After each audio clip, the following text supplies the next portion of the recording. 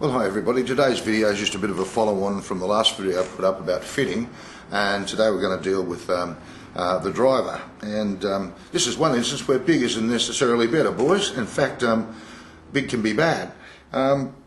Again, same thing when you're fitting with drivers. The one variable you can't really adjust with a driver is the lie angle. For a period of time there, they were bringing out, most of the manufacturers were bringing out a club where you could adjust the lie angles to a certain degree by just putting the shaft in different positions, and that was afforded by the fact when you got down to the shaft where it was put into the head, it had a little bit of a bend in it, so it had an effect on where that was. They seem to have gone away from that now and just allowed you to add and subtract loft, which is probably more important with a driver. The thing I'm finding with most of the manufacturers now, they're starting to build these things way too long for the average person. At about 46 inches, I think you can get a driver set up, and traditionally here people speaking that if the longer the club, the more club head speed you get, and the further you'll hit it. Well, for me that's not quite the case, and I've proven that here several times. Unless you're around about 6'3", 6'4" with regular to shortish arm, a 46-inch driver is really going to throw your posture, and it's not going to help you at all. Remember, when I was talking about fitting about posture, it's very important to, whether it's a full swing, with a sand iron or a driver, to have that same tilt from the spine at address. You want to have the same posture.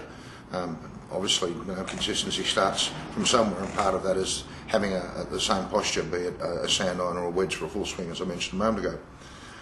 The most important part of the driver is definitely the shaft. Indeed, any golf club, it's the engine of the club. Predominantly you're going to find graphite shafts in drivers now because they are getting a lot longer than what they used to. To put it in perspective, men's standard length steel shaft for a driver over all the years I've been in, what club fitters work off is a length at 43.5 inches, and that's measured from where the club sits on the ground up to just a little bit under the grip. So it's very important to get that length set up so it fits in with the rest of the fitting of your golf clubs. Again, the most common thing I see with people, and I call this the ego club for most, because invariably you want to get down that driving range with a big bucket of balls and just spend all the time trying to mash it over the end of the driving range, which is all well and good, but at the end of the day it's not what the game's about. It's a target game, it's about keeping it in play and scoring. So another common thing that I find, most people are playing with drivers that don't have enough loft on them. Loft being this angle here, getting the ball airborne.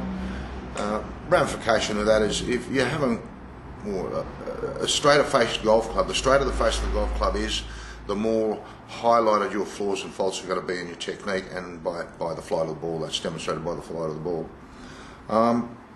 So when it comes to fitting with driver, it's very, very important. Indeed, it's the club that most of you use all the time and rely upon it to get a start in every hole to be in the game. So can't stress more importantly than getting a driver that fits you properly. And if that shaft isn't the right shaft for you, and you haven't got the right loft for you and the length's out for you, you really can burn a lot of money on buying the wrong product. So that's a little bit of feedback on driver for you. And again, as usual, if you've got any questions, I'm based in Perth. That's an advantage of having somebody in town. You can actually ring them and talk to them, unlike most people on the internet where you're dealing with autoresponder messages and very rarely they get back to you, unless you actually put your hand up to buy something, then they have to. So a bit of information on driving, and I'm just going to put up a little offer for you, the soft sell or the hard sell, that is a genuine offer. It comes from a place where I can allow it to happen because of the nature of the way I'm looked after by a supplier, and I'm passing that saving on to you. The only condition is you have to have bought a package of lessons from me in the past. That way you've supported me, and I can reciprocate that by supporting you. Cheers, and enjoy your golf, and any questions, ring me, email me. I'm in Perth. Cheers, bye for now.